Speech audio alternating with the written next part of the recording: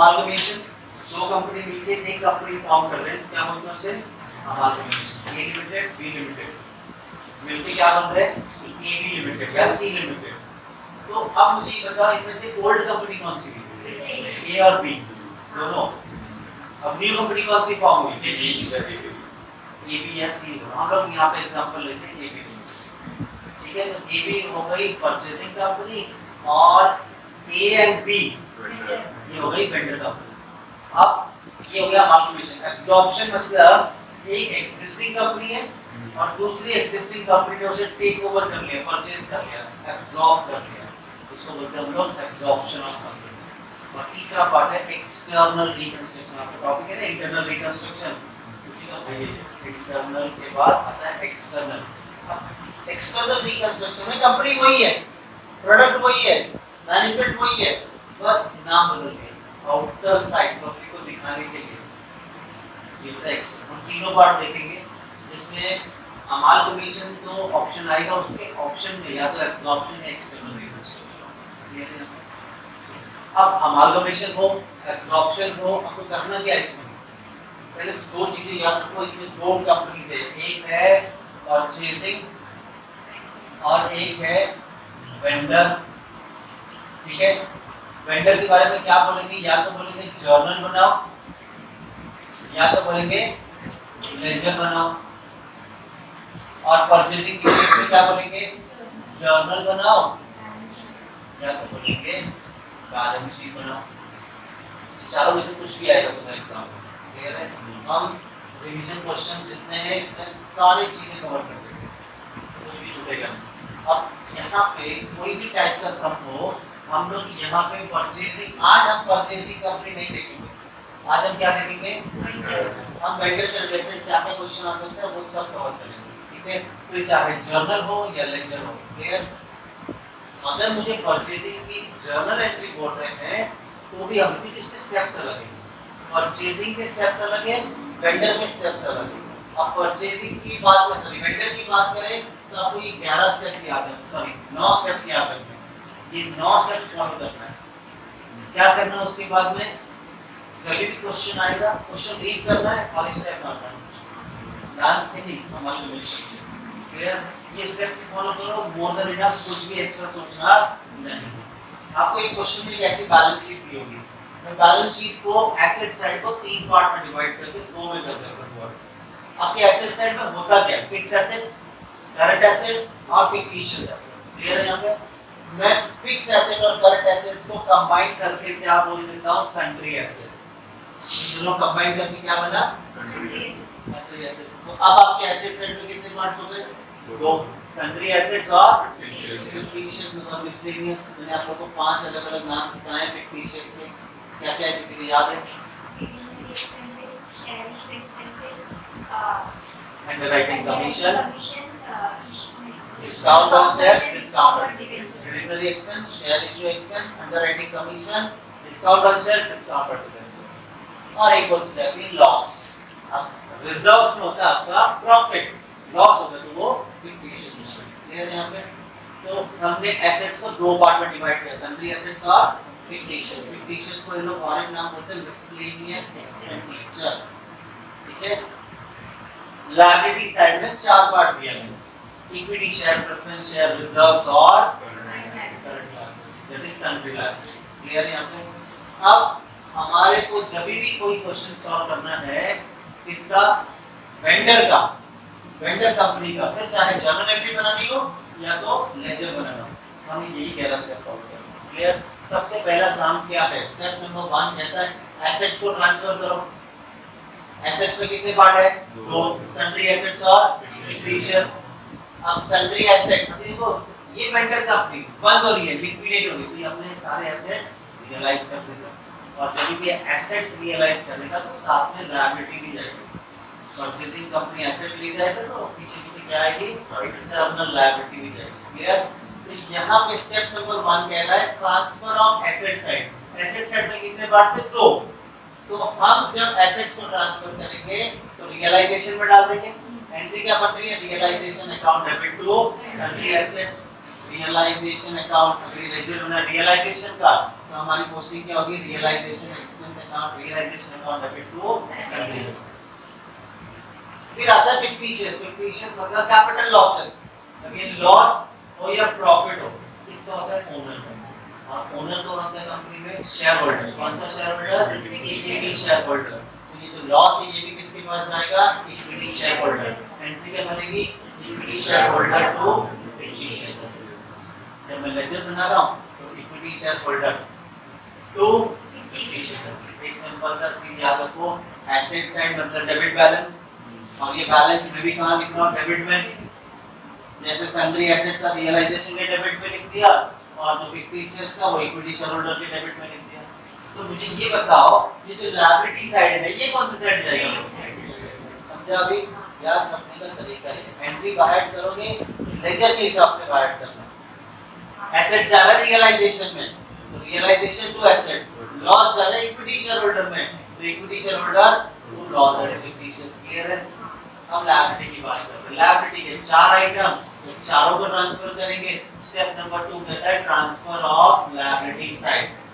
Equity share चले जाएगा equity share holder में, प्रेफरेंस शेयर चले जाएगा प्रेफरेंस शेयर होल्डर में। एंट्री क्या बनी, equity share capital to equity share holder, preference share capital to preference share holder. Reserves मतलब प्रॉफिट।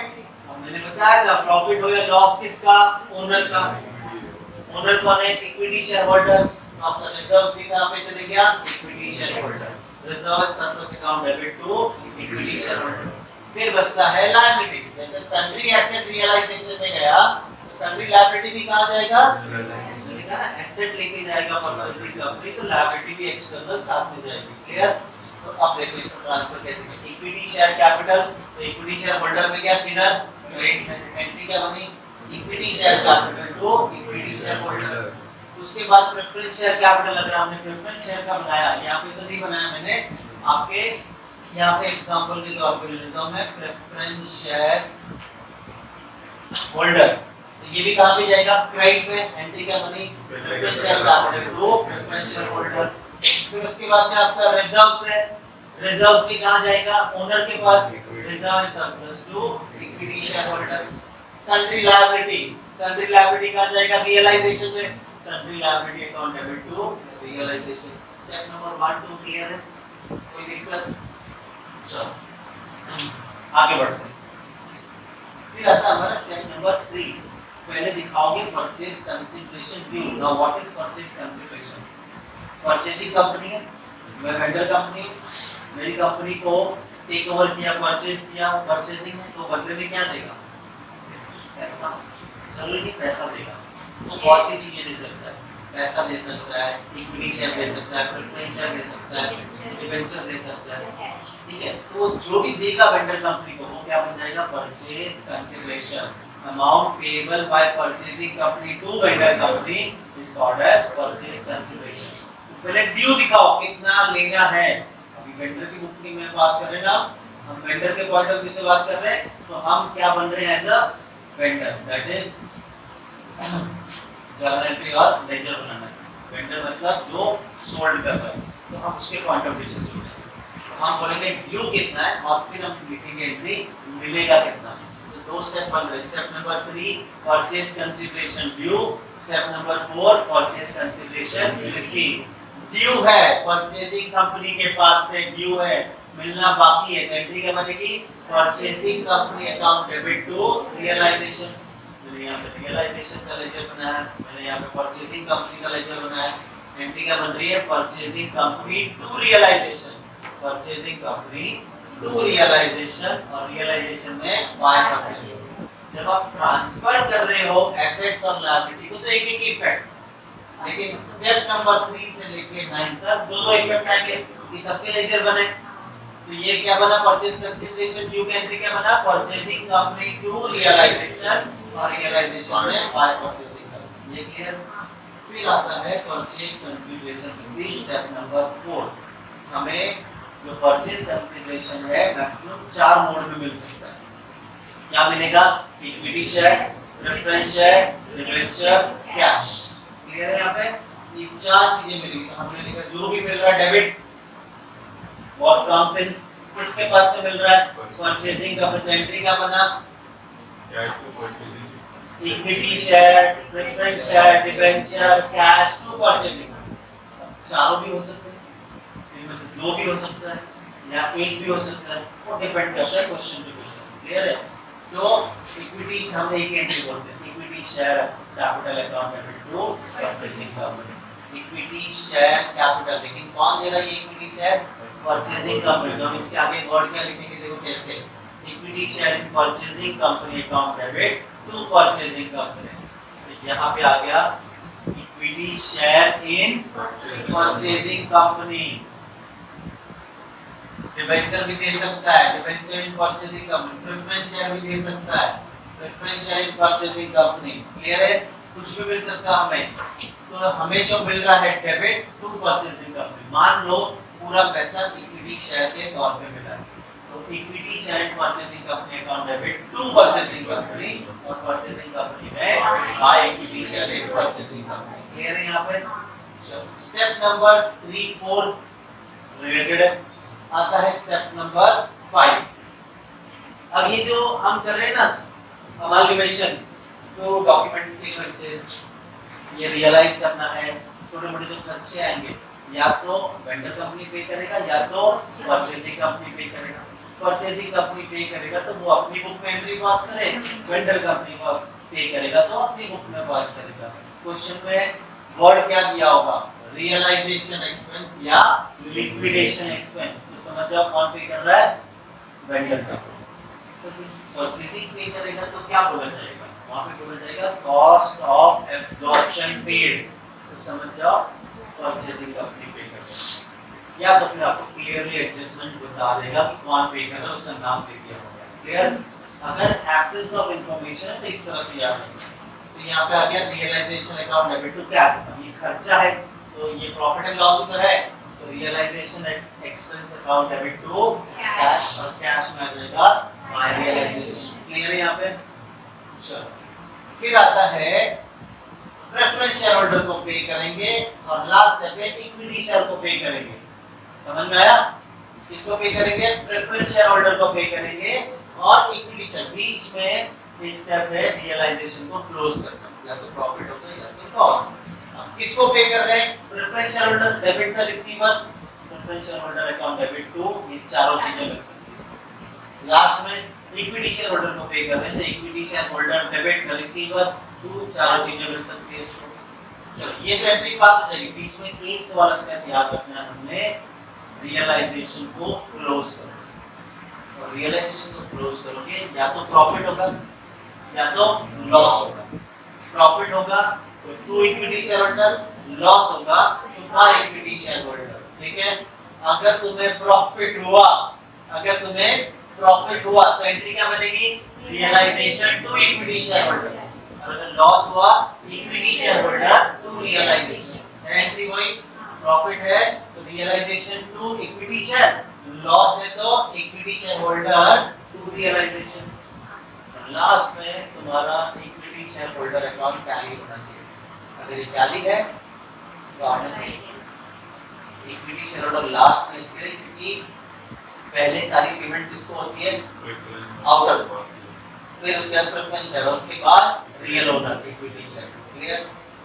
ये तो मैंने बता दिया करना क्या है हमने वेंडर कंपनी में, लेकिन सबसे पहला काम हमारा होगा क्या ढूंढना, भैया खरीदा कितने मैंने। तो आपको क्वेश्चन में इंफॉर्मेशन दिया होगा, उसके बेसिस पे तुमने वो परचेज प्राइस ढूंढना है। क्लियर है यहाँ पे? तो पहले ध्यान दो, दो अच्छे से बेसिक कॉन्सेप्ट बताता हूँ, उसके हिसाब से हमें समझेगा कि परचेज कंसीडरेशन का मेथड कौन सा है। वैसे तो 3 मेथड है, ध्यान दो। वैसे हमारे 3 मेथड है। एक है लमसम। लमसम मेथड में तो क्वेश्चन क्लियरली बोल देगा परचेजिंग कंपनी ने वेंडर कंपनी को 20 लाख, 30 लाख, 25 लाख, 50 लाख इतने खरीद ली, तो हमें कुछ कैलकुलेट करने की जरूरत नहीं है। अब यूनिवर्सिटी ऐसा क्वेश्चन तो इतना जल्दी इजीली बनाएगी नहीं कि आपको दे दिया परचेज कंसीडरेशन, वहां पे आपको काम देंगे, बोलेंगे नेट पेमेंट मेथड होगा या तो नेट एसेट मेथड होगा। तो फिलहाल तो हम इस पिक्चर से निकाल देते हैं। अब जब भी क्वेश्चन रीड करोगे एडजस्टमेंट, ये पॉइंट ऑफ व्यू पहले सोचना। अगर ये नहीं दिख रहा है तो समझ जाओ नेट एसेट मेथड। क्लियर? कैसे होगा net payment method? Mode of payment दिया होगा रेशियो प्रोपोर्शन बेसिस पे। ध्यान से सुनना, ये चीज हमने ढूंढनी है क्वेश्चन में।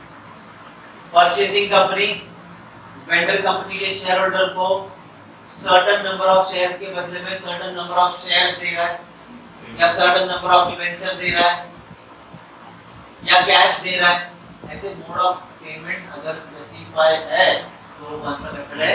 Net payment method. और अगर आपको मोड ऑफ पेमेंट इन्फॉर्म नहीं किया, ये net asset method. Net asset method calculate करना तो बड़ा सिंपल है। मोड ऑफ पेमेंट वापस से बताया तो कैसे दिया रहेगा। यहाँ पे लोग क्या इंफॉर्मेशन देंगे?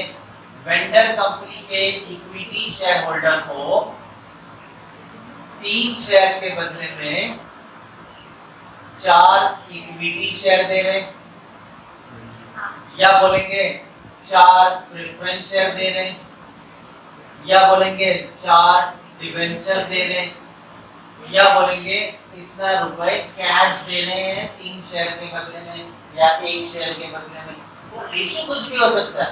मोड ऑफ पेमेंट स्पेसिफाई कर रहे हैं वो लोग। ये कौन सा मेथड है? Net payment method. नहीं है नेट पेमेंट मेथड तो नेट एसेट मेथड कैलकुलेट करेंगे। और रियलाइजेबल एसेट, और ये एसेट हमेशा एग्रीड वैल्यू होगा।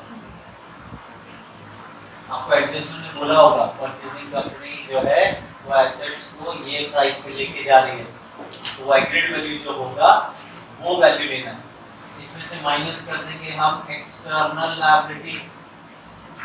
अब ना एक्सटर्नल लायबिलिटी कैलकुलेट करने में तुम्हें बड़ी दिक्कत होती है। मैं सिंपल सा फंडा बताता हूँ। लायबिलिटी साइड पे जाओ, शेयर्स और रिजर्व छोड़ दो, जो बचा हुआ एक्सटर्नल लायबिलिटी। इसको छोड़ देंगे, शेयर्स और रिजर्व छोड़ दो, जो बच गया वो पूरा का पूरा आपका एक्सटर्नल लायबिलिटी। क्या हो सकता है? शेयर्स और रिजर्व छोड़ दिए तो क्या क्या हो सकता है?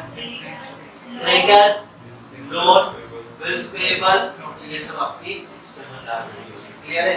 वो माइनस कर दो तो आपको क्या मिलेगा? Net asset value. ठीक है?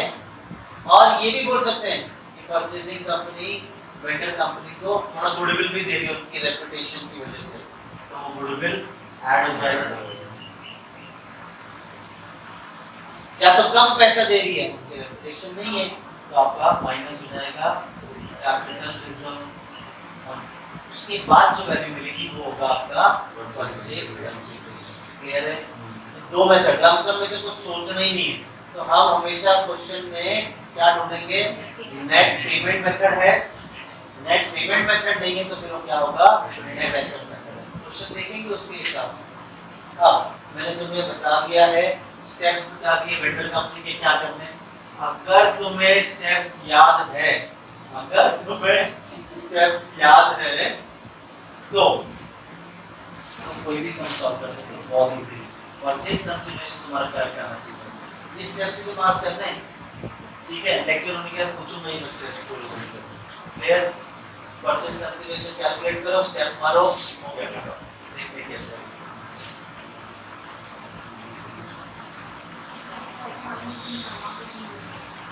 चलो move on to question number 1। जो रिवीजन में दिया मैंने आपको, ध्यान देना।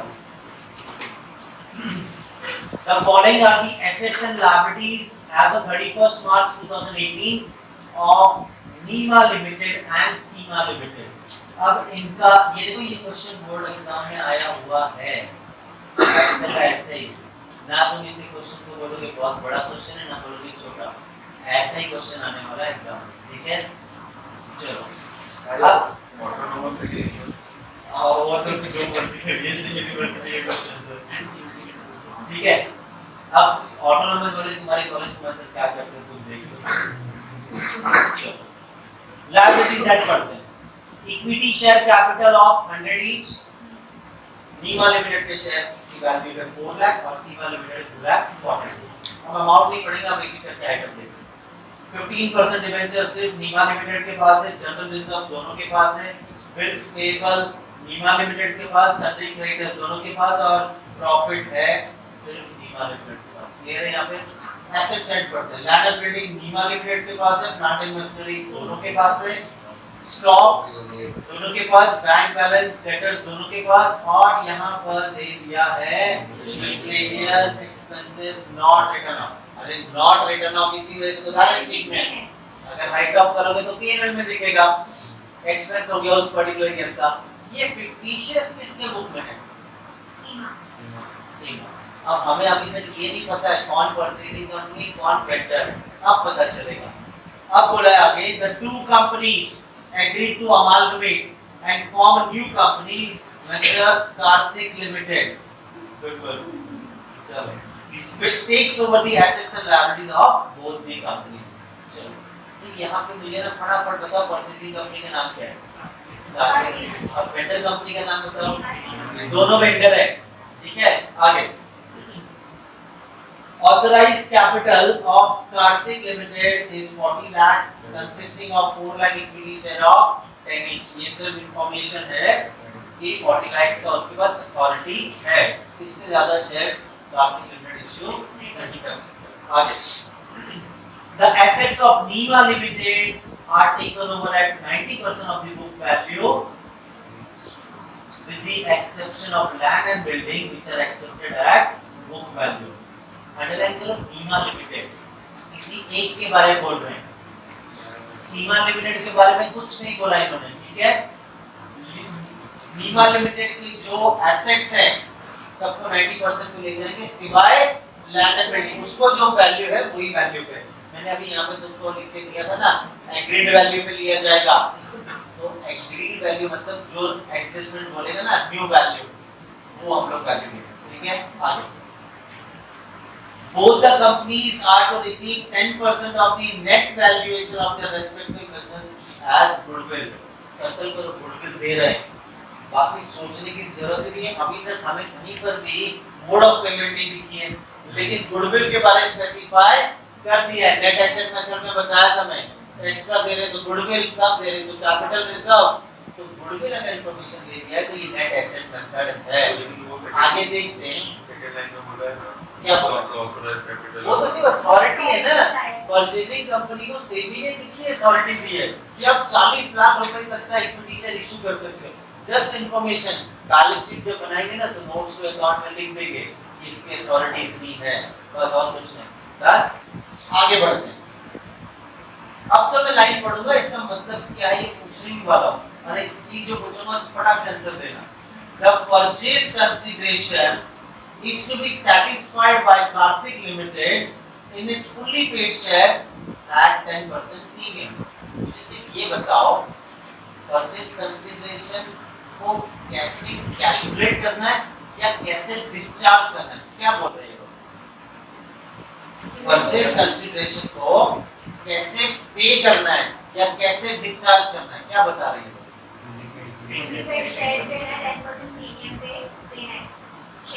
मैंने तो सवाल कुछ और पूछा, मैंने पूछा है परचेज का हमें परचेज कंसीडरेशन कैलकुलेट करना है, कैसे कैलकुलेट करना है वो बोल रहे, या परचेज कंसीडरेशन कैलकुलेट करके उसे डिस्चार्ज कैसे करना वो बोल रहे, डिस्चार्ज कैसे करना है वो बोल रहे, कैलकुलेट करने के बारे में बोल नहीं रहे, बोलो देखो क्या बोल रहे हैं। The purchase consideration is to be satisfied, मैंने मान लो परचेज कंसीडरेशन कैलकुलेट किया, अब इसे सैटिस्फाई पे कैसे करना है, डिस्चार्ज कैसे करना है वो बोल रहे हैं। क्लियर है? यहाँ पे डिस्चार्ज कैसे करना है वो बोल रहे हैं। तो ठीक है, इक्विटी सर्टिफिकेट डिस्चार्ज कर देने का खत्म, परचेज कंसीडरेशन पहले कैलकुलेट करेंगे, उसको डिस्चार्ज कैसे करना है वो देखेंगे। नेक्स्ट,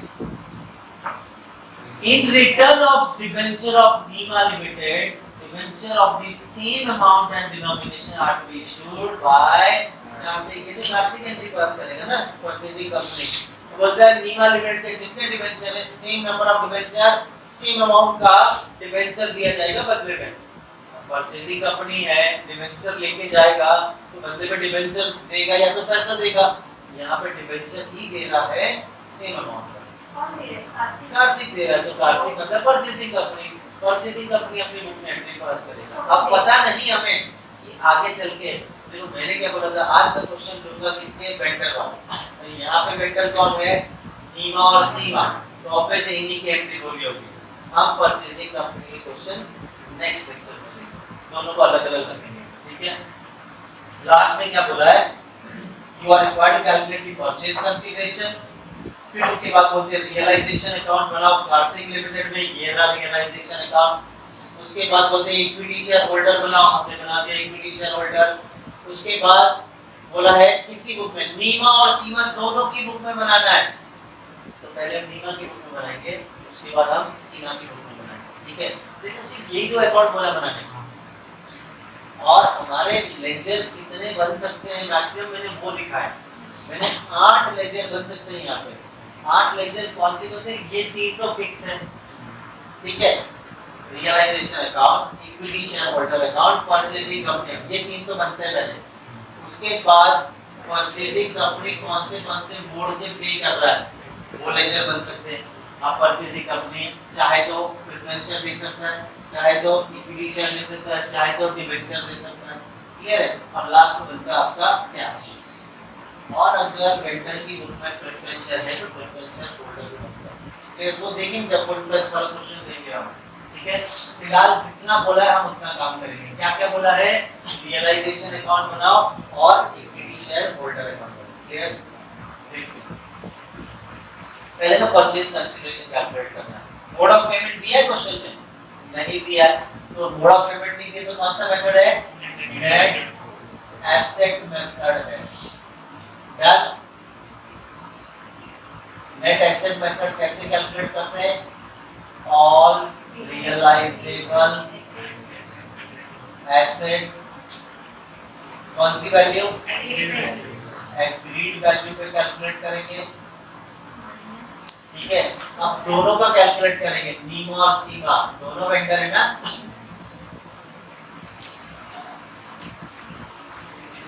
नीमा लिमिटेड, सीमा लिमिटेड। डन। अब इनके एसेट्स क्या क्या है, पहले तो मुझे पूरे एसेट बता दो। लैंड एंड बिल्डिंग है, प्लांट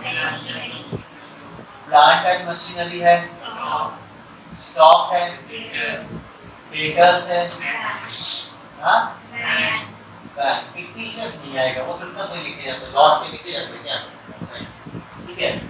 लेस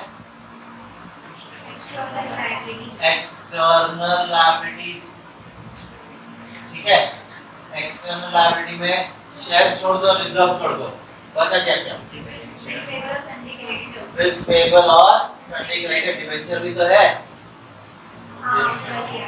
15% डिबेंचर है एक्सटर्नल लायबिलिटी में, फिर बिल्स पेबल है और क्रेडिटर भी है। डन। अब मैं क्या करूंगा, एसेट्स में से पहले यहाँ पे तो हमें एसेट का टोटल मिल जाएगा, एसेट्स में से लायबिलिटी का टोटल माइनस करेंगे तो हमें मिल जाएगा नेट एसेट वैल्यू, क्लियर है। इसमें ऐड कर देंगे, गुडविल भी तो दे रहे हैं, बोथ द कंपनी को गुडविल दिया जा रहा है, कितना परसेंट, 10%, किसका, नेट एसेट वैल्यू का, तो आपको क्या मिल जाएगा, परचेज कंसीडरेशन,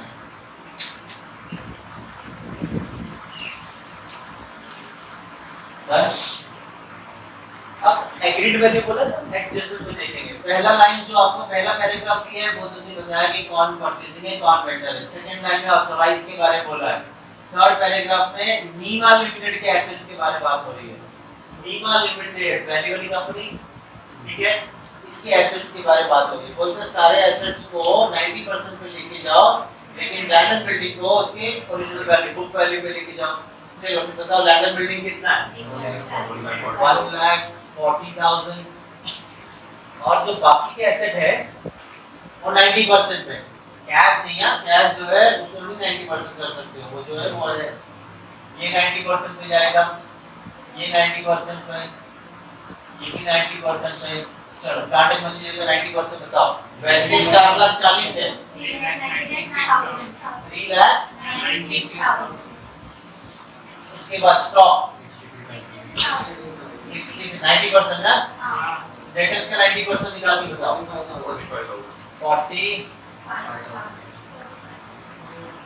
डन। 10,000 क्या अच्छा गुड मॉर्निंग। बैंक बैंक में 12,000, इसका टोटल कर दो इन सब का। 3 4 5 36 39 99 6 लाख। ये हो गया आपके एसेट का टोटल, बराबर। और उसके बाद में फर्स्ट पैराग्राफ हो गया, सेकंड हो गया, थर्ड हो गया, फोर्थ में तो बोला 10% गुडविल, फिफ्थ में पैराग्राफ में बोला परचेज कंसीडरेशन कैसे डिस्चार्ज करना है, ठीक है।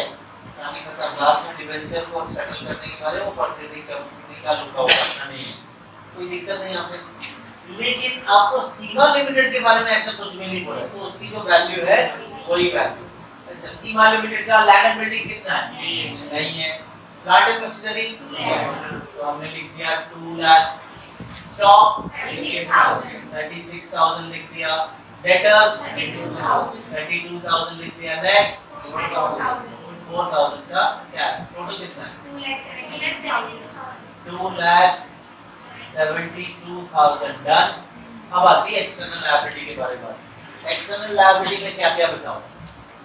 डिबेंचर के अमाउंट 80,000 और यहाँ पे बाजू वाली का नहीं है। बिल्स पेबल 12,000 बाजू वाली का नहीं है। क्रेडिटर 60,000 और बाजू वाली का 32,000। ये टोटल मैं कर देता हूँ 32 और ये 1,52,000, ठीक है। अब एसेट में से लायबिलिटी माइनस करो, 5,04,000 और ये 2,40,000। आज जोश में है रियान, ठीक है। अब इसका 10% एक्स्ट्रा देंगे गुडविल, तो 5,04,000 का 10% इज 50,400 और ये आ गया 10% 24,000। समझ में आया किसका 10% बोल रहे हैं? भाई आपकी कंपनी की जो भी वैल्यू है उस पे 10% एक्स्ट्रा दे रहे हैं, ठीक है। अब मुझे बताओ कितना आ रहा है टोटल? ये हो गया 64,000। ये हो गया हमारा परचेज कंसीडरेशन का वैल्यू। कितने में खरीदा जा रहा है? बीमा लिमिटेड और सीमा लिमिटेड। अब इसे डिस्चार्ज कैसे करना है वो भी बोला था। कौन से वाले पैराग्राफ में बोला है? 1 2 3 4 5th वाले में। 5th वाले में बोला है कि कार्तिक लिमिटेड इक्विटी शेयर देगा, बराबर, वो भी 10% प्रीमियम पे। यहाँ पे मैं बना देता हूँ डिस्चार्ज कैसे कर रहे हैं। Discharge of purchase consideration done. दोनों कंपनी को 10% प्रीमियम। फटाफट क्वेश्चन में देख के बताओ एक इक्विटी शेयर कितने का है? वो तो वेंडर का हो गया ना, वो तो वेंडर का हो गया। अब मुझे एडजस्टमेंट में देख के बताओ परचेजिंग कंपनी की अथॉरिटी जो है 10 रुपीस का इक्विटी शेयर, इस वजह से वो इंफॉर्मेशन दिया है। लेकिन तुम 100 रुपए के हिसाब से कैलकुलेट करोगे, सत्यानाश कर दोगे। शेयर कौन दे रहा है? शेयर कौन दे रहा है? परचेजिंग कंपनी दे रहा है, बराबर। तो परचेजिंग कंपनी का एक शेयर 10 रुपए का है। 10 रुपए पे 10% प्रीमियम मतलब 1 रुपया, तो 11 रुपए के हिसाब से देगा। अब देखो इसको भी 11 रुपए के हिसाब से शेयर देगा, इसको भी 11 रुपए के हिसाब से शेयर देगा। तो यहाँ पे आ गया 5,54,400 डिवाइडेड बाय 11 और 2,64,000 डिवाइडेड बाय 11। 24,000 इसका 24,000, इसका 24,000 शेयर 50,400 400 शेयर।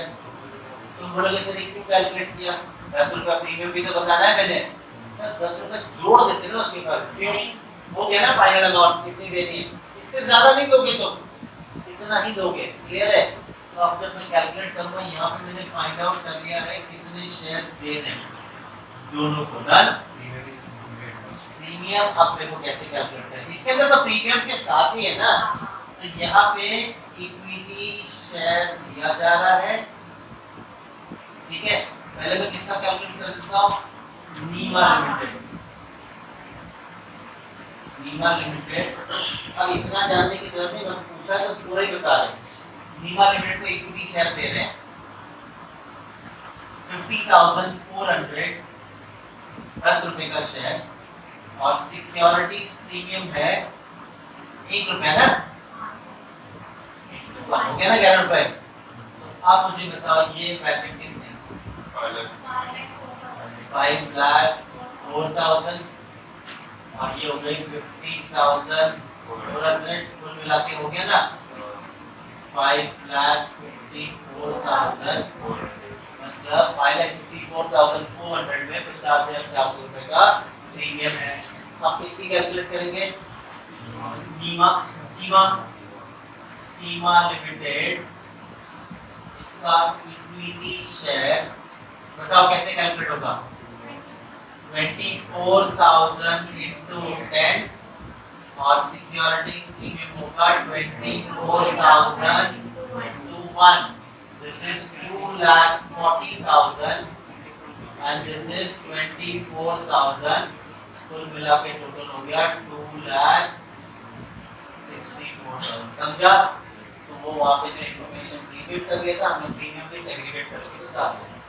अब इन दी बुक्स ऑफ नीमा लिमिटेड में हम ये दो लेजर उन्होंने बोले बनाने के लिए। क्लियर है? यहाँ पे इसका फॉलो करेंगे, कहानी खत्म।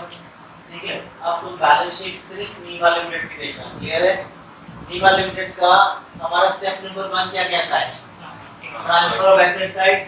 जब वेंडर की एंट्री पास करो तो सारा डेटा क्वेश्चन से लेना, यहाँ का कोई भी वैल्यू नहीं लेना सिवाय परचेज कंसीडरेशन के। समझा? वेंडर की एंट्री पास करोगे तो सारा डेटा कहाँ से? क्वेश्चन से लेना, यहाँ से कोई भी मुझे वैल्यू मत बताना। ठीक है, चलो स्टेप नंबर 1 है एसेट्स ट्रांसफर करना है। नीमा लिमिटेड में कितने एसेट्स हैं? 5 है। नहीं, मैं नीमा लिमिटेड की बात कर रहा हूँ, नीमा लिमिटेड की बता रहा हूँ। 5 इन पांचों में फिक्टिशियस है, नहीं, तो हमारा फिक्टिशियस की एंट्री नहीं आएगी। ठीक है, एंट्री क्या आएगी? पहले realisation to sundry asset, realisation account debit to sundry asset. मुझे एक-एक करके एसेट्स का नाम बताओ। To land and building, to plant and machinery, to stock, to debtor. Bank का बना है, लेकिन हम लोग यहाँ पे लिख देंगे क्योंकि यही दो बोले अकाउंट बनाने, बैंक अकाउंट। ठीक है, अब मुझे इसकी वैल्यू जो क्वेश्चन में दी है वही बताओ। 1,40,000, 4,40,000, 70,000 का स्टॉक, 50,000 का डेटर्स, 12,000 का bank balance. Step number 1 complete. Then step number 2, equity share को इक्विटी शेयर होल्डर में ट्रांसफर करना है। चेक करो क्वेश्चन, इक्विटी शेयर है होगा ना, एंट्री क्या बनेगी? Equity share capital to equity share holder. To equity share holder मतलब by equity share capital account. कितनी अमाउंट है? 4 लाख। नीमा का ही बता रहे हो ना, नीमा लिमिटेड में बना रहे हैं हम। ठीक है, चलो उसके बाद प्रेफरेंस शेयर को प्रेफरेंस शेयर होल्डर में ट्रांसफर करेंगे। प्रेफरेंस शेयर है नहीं है तो इसके रिजर्व्स आप सोच समझ के बताना। नीमा लिमिटेड में कितने रिजर्व्स है? 2 है। एक है जनरल रिजर्व और एक है प्रॉफिट एंड लॉस। रिजर्व की एंट्री क्या है? Reserves to equity share holder. To equity share holder मतलब बाय रिजर्व। एक-एक करके रिजर्व बताओ। General reserve 1,52,000, by profit and loss 8,000। Done. फिर आता है सन्ड्री लायबिलिटीज को रियलाइजेशन में डालो। कितनी सन्ड्री लायबिलिटीज है नीमा लिमिटेड का? एक डिबेंचर है, एक बिल्स पेबल है और एक क्रेडिटर है। चलो सब रियलाइजेशन क्रेडिट में जाएगा। By 15% debenture by bills payable और बाय क्रेडिटर। डिबेंचर की अमाउंट बताओ। 80,000 और 12,000 और कितना? 60। स्टेप नंबर 1 हो गया, स्टेप नंबर 2 हो गया, done. Step number 3 purchase consideration due. हम बनाते हैं ये भी 3, हम 3 बनाते हैं। मैंने 2 ही पूछे ना, तुम भी करना क्या होते हैं, उनको भी बोलेंगे। पूछा है ना, बोलो। तो वेरी गुड, समझदार हो गया। तो यहाँ पे कार्तिक लिख देता हूँ मैं, ठीक है। परचेजिंग कंपनी मतलब कार्तिक लिमिटेड, ठीक है। अब मेरा स्टेप नंबर 3 क्या बोलते हैं? Purchase consideration due. Purchasing company account debit to realisation, done. Clear है? कितनी अमाउंट है परचेज कंसीडरेशन की? 5,54,400। इसका इफेक्ट कहाँ जाएगा? रियलाइजेशन की क्रेडिट में by Karthik limited. Purchase consideration 5,54,400, done. Step number 3 खत्म। Step number 4 purchase consideration receive. कैसे रिसीव हुआ परचेज? इक्विटी शेयर, ठीक है। इक्विटी शेयर में प्रीमियम भी है, ये सारी इंफॉर्मेशन कौन बताएगा? परचेजिंग। हमें क्या मिल रहा है? हमें क्या मिल रहा है? Equity share. हम सिर्फ वही बोलेंगे इक्विटी शेयर। हमें सिर्फ पता है 4 मोड से मिल सकता है, इक्विटी, प्रेफरेंस, डिबेंचर। क्या है? हमें क्या मिल रहा है? इक्विटी पूरी अमाउंट। तो प्रीमियम परचेजिंग कंपनी स्पेसिफाई करेगा, हम नहीं। तो बताओ अभी ये स्टेप क्या बनेगा? क्या एंट्री बनेगी? Equity share to purchasing. To purchasing मतलब by equity share in Kartik limited. कितना? 5,54,400। देखा मैंने ये बनाया था इसका एक और इक्विटी शेयर परचेजिंग। तो इधर बाय है तो इधर 2 आ जाएगा। मैं सिर्फ दिखाने के लिए बना देता हूँ। आपको पूछा 3 है तो 3 ही रखना, ठीक है। तो बाय है तो 2। सर तो एग्जाम में नहीं बनाना पड़ेगा। नहीं बनाना पड़ेगा, नहीं बनाने की, नहीं इफेक्ट देना। 5,54,। मैं सिर्फ बता रहा हूँ कि क्या होगा, टैली हो जाएंगे ऑटोमेटिकली, इसमें कुछ करने की जरूरत नहीं पड़ेगी, डन।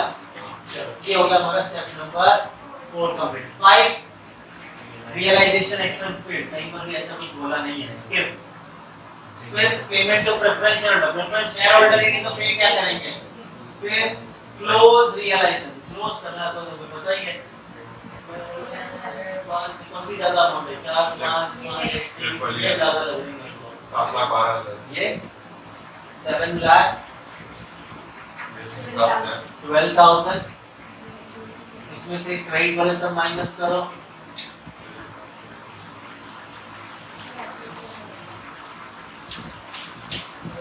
आज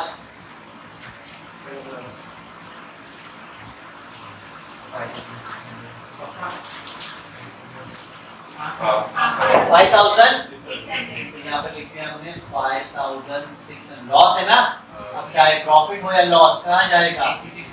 bye equity share holder. By है तो टू रियलाइजेशन अकाउंट 5,000, डन।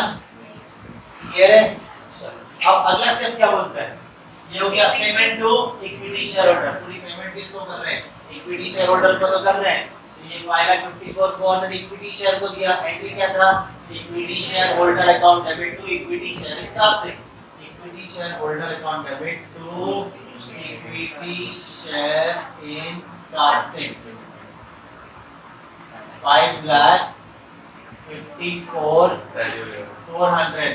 मैंने कहा था टैली होगा, ये 2 है तो बाय इक्विटी शेयर होल्डर 5,54,000। ये मैक्सिमम पॉसिबल क्या लेजर बन सकते हैं वो दिखा है ना। उसने डिबेंचर दिया परचेज कंसीडरेशन के टाइम पे, ना उसने प्रेफरेंस शेयर दिया तो नहीं बनेगा। तुम लोग को एक एडजस्टमेंट कर फटक रहा होगा लास्ट वाला पैराग्राफ डिबेंचर। अरे वो डिबेंचर को डिबेंचर दिया है, परचेज कंसीडरेशन के तौर पे क्या दिया है, सिर्फ इक्विटी शेयर दिया है। बराबर, चलो हो गया सब कुछ। स्टेप नंबर ये भी हो गया। और क्या बोला था लास्ट में, इक्विटी शेयर होल्डर टैली होना चाहिए। अगर वो टैली है तो राइट है, नहीं तो रॉन्ग है। उससे पहले इससे पहले आपको बाकी के सारे लेजर को टैली करना होगा, देखना होगा कहीं तो कोई बैलेंस ना बचे। ये टैली हो गया, वो टैली हो गया, कुछ बचा नहीं, ये टैली होना चाहिए। 5,60,000 5,60,000 और कहानी खत्म। समझा? ऐसे ही समझाएंगे। अपना एक और काम बाकी है, कौन था? सीमा नहीं, ये था नीमा। आपको ऊपर हेडिंग लिखना होगा, इस बुक्स ऑफ नीमा। अभी आए हैं तो एग्जाम में आए क्वेश्चन ये, ठीक है। और ऐसा ही बनेगा सीमा, क्लियर है?